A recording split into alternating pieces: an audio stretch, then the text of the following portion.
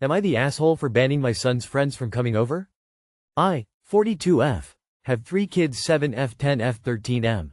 My son and his friends at the start of the summer came over 3-4 days a week in the morning, like 10-10:30, to weightlift. I had no problem with it, but after a couple visits they started getting loud.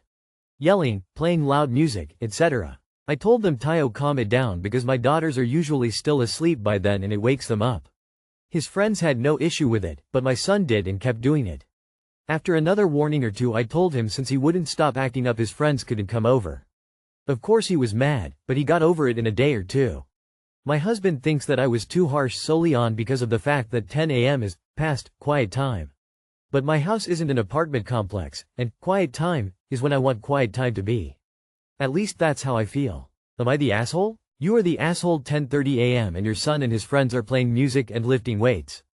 That's what you want kids doing. Canceling that because your daughter wants to sleep till 11:30 a.m. is a poor assessment of what kid behavior should be encouraged in my opinion.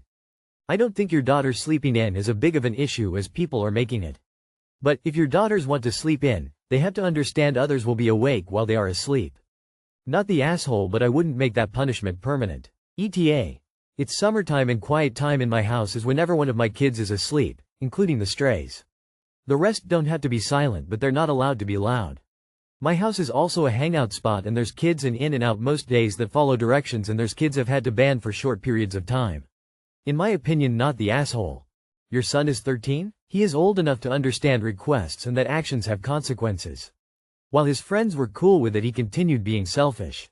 Not the asshole. Your son's friends were capable of keeping the noise down. Your son clearly chose not to. It doesn't need to be a permanent punishment, but he has to convince you that he will behave in future and not deliberately try to wake his sisters. You are the asshole. You have a teenager who wants to be up and active and socializing, as opposed to shut up in his room on a device like many others his age. But instead he needs to tiptoe around his house because at 10:30 a.m. his sisters are still in bed? Why are a 7 and 10-year-old sleeping so late? Do they not have appropriate bedtimes? How do they usually transition back to school schedules when things are so flexible over summer? Am I the asshole for using GPS instead of my in-laws' directions in rural Iowa? First, I love my in-laws. Love them. I've been married for nearly 2 decades to an Iowan. We regularly visit the state for holidays and simply family visits. But they're not exactly tech-savvy. I do the bulk of the driving. And close into their home, they certainly know the area better than I ever will and better than the GPS. And I'd never challenge their directions in their area. The issue. But once we go beyond their hometown, and in rural Iowa, it's quite normal to drive 30-50 miles to grab coffee, shop, dine, etc. They have their known routes on getting places. That definitely aren't the fastest or best. Lots of gravel road driving, for example. On the GPS, I can clearly see what they want me to do versus what the device is suggesting and how much faster it would be to take the suggested route. When I have tried to point out that the GPS is offering a faster option, they instantly dismiss it out of hand. I also have pointed out that GPS can tell them of road closures or slowdowns, and that's also dismissed as not needed. And when we have encountered a closed road, I've never said anything and their only acknowledgement is to laugh and say that maybe GPS knew and continue on.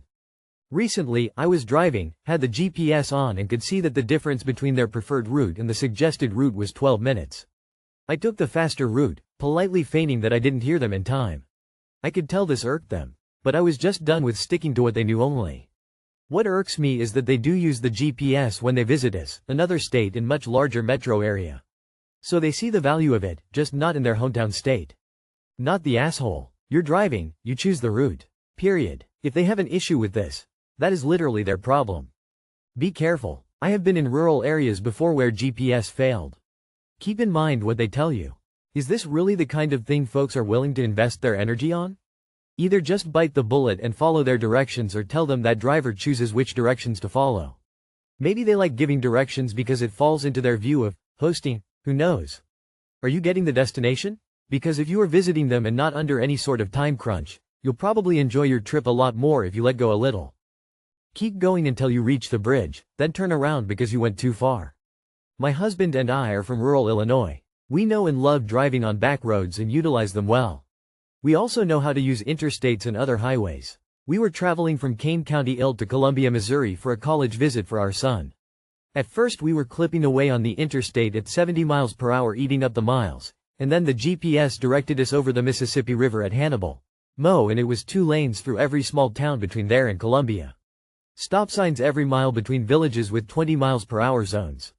I guess technically it was the shortest route, but on the way back it was interstates all the way, saving 90 minutes off the GPS way. So both have their uses, their good and bad points, you just gotta know how to use them. Not the asshole. I just got back from Iowa, where I had to follow my dad to a friend's house. All gravel travel and 2 missed turns where we had to back up. I left before them, so I just used GPS. It was a much more pleasant and paved trip. Am I the asshole for leaving my stepmom's lake house abruptly after she called my daughter a brat? Over the 4th of July, my wife and I visited my stepmom at her boyfriend's lake house with our 2 daughters, 7 and 6.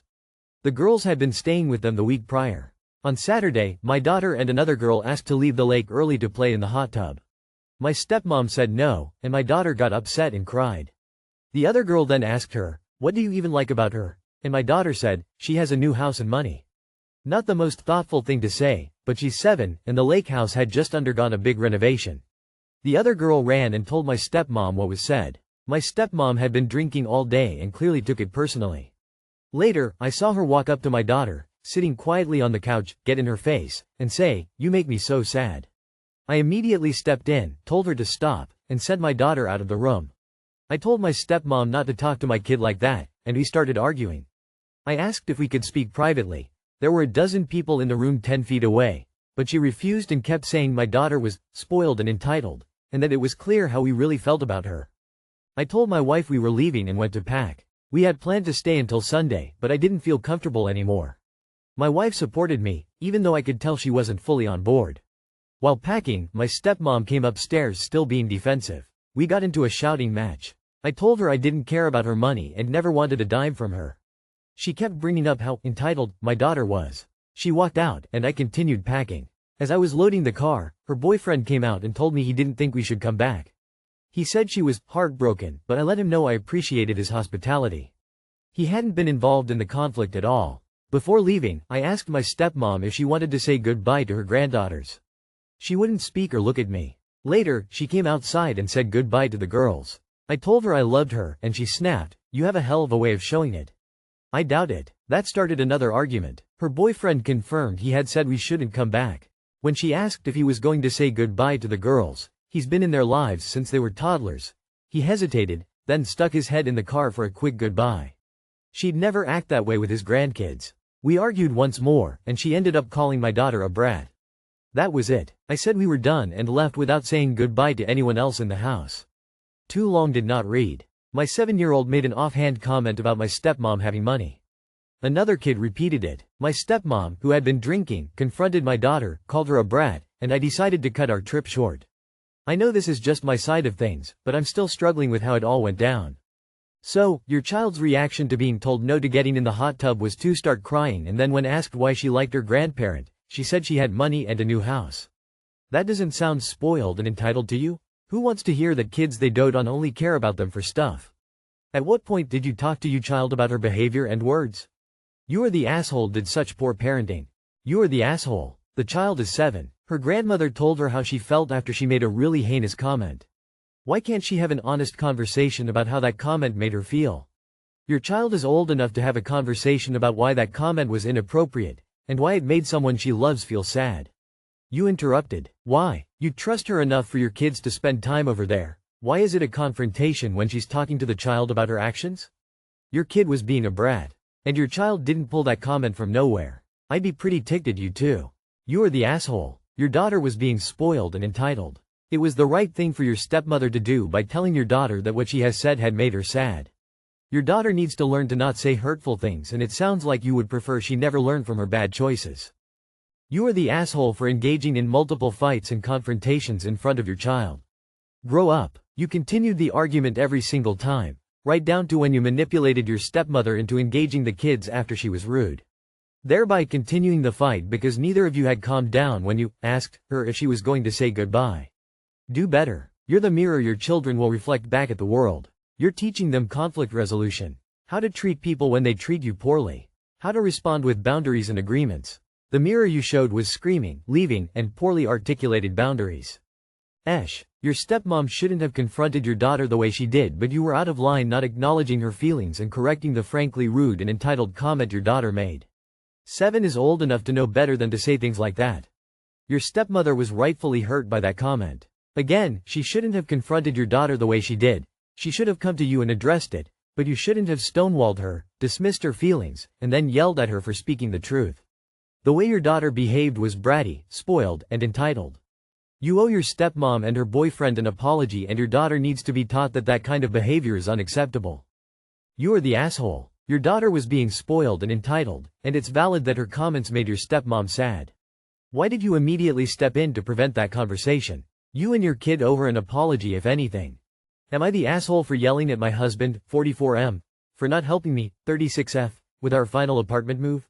My husband, 44M, and I, 36F, have been married for a while, with 2 kids, 7 and 9. For the past 3 years, we lived apart because of his military service. I stayed in another city with the kids, working full-time, managing everything, household, school, parenting, finances, on my own. He focused only on his job. Recently, he got transferred closer, and we decided to move in together again.